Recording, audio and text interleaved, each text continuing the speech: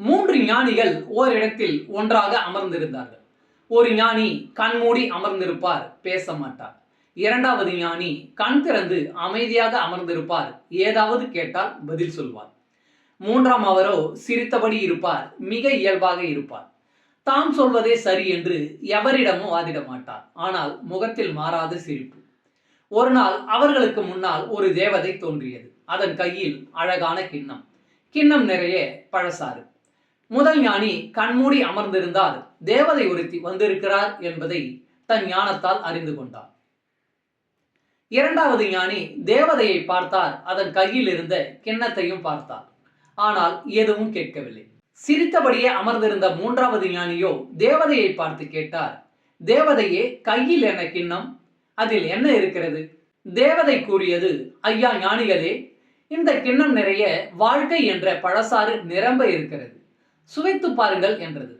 கண்மூடியே அமர்ந்திருந்த முதல் ஞானி, முதலில் இதை எடுத்துக்கொண்டு போய்விடு, இதன் வாடையே எனக்கு பிடிக்காது. வாழ்க்கை என்றாலே எத்தனை வேதனை, இந்த பழசாறு கொஞ்சம் மருந்தினாலும் போதும், மீண்டும் மீண்டும் நான் பிறந்து துன்பப்பட வேண்டும், போ போய்விடு என்றார். தேவதை சிரித்துக்கொண்டே இரண்டாவது ஞானியை பார்த்து, நீங்களாவது சுவைத்து பாருங்கள் என்றது. இரண்டாவது ஞானி, என்ன இது, அவர் நீ கொண்டு வந்த பழசாற்றை ஒரு துளி கூட சுவைத்து பார்க்காமல் இப்படி சொல்லிவிட்டாரே, நான் அவர் போல் இல்லை, சுவைத்து பார்த்துவிட்டு சொல்கிறேன் என்று தேவதை கொடுத்த பழசாற்றை ஒரு வாய் குடித்தார். மறுநொடி அப்படியே துப்பிவிட்டார்.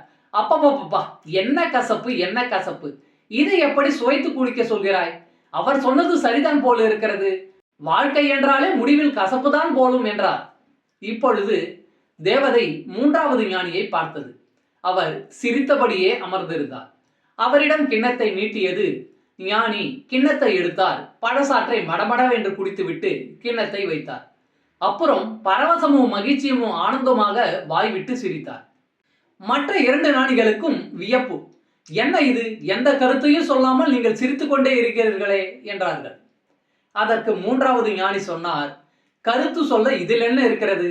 வாழ்க்கை என்ற பழசாற்றை அப்படியே குடித்து விட வேண்டியதுதானே, அப்பொழுதுதான் அதன் முழு சுவையும் தெரியும். அந்த சுவையை நான் உங்களுக்கு எப்படி உணர்த்த முடியும்? உங்களில் ஒருவர் ஒரு துளி பழசாற்றை கூட சுவைக்கவில்லை, இன்னொருவரோ ஒரு வாய் குடித்துவிட்டு முழுசாரும் இப்படித்தான் இருக்கும் என்று முடிவு கட்டிவிட்டார். நான் முழுவதும் குடித்ததால் என்ன சுவை என்பது எனக்குத்தானே தெரியும், நான் தானே அதை உணர்ந்தவன். நீங்களும் அதை உணர வேண்டும் என்றால் பழசாற்றை முழுவதும் குடியுங்கள் என்றார். நம்மில் பல பேர் இந்த முதல் இரண்டு ஞானிகளைப் போலத்தான் வாழ்க்கையை பார்க்கிறோம். எதையும் நாம் முழுமையாக அனுபவித்து பார்ப்பதில்லை.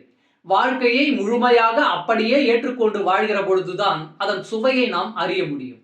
சொற்களால் விளக்க முடியாத அந்த அற்புதத்தை முழுமையாக வாழ்ந்தால்தான் உணர முடியும். இந்த உலகம் நல்லதா அல்லது கெட்டதா என்று கேட்டால் அது வாழ்பவரின் கையில் தான் இருக்கிறது என்று சொல்ல வேண்டும். ஒவ்வொருவரும் தங்களுக்கான உலகத்தை தாங்களே உருவாக்கி கொள்கிறார்கள். இதுதான் உண்மை.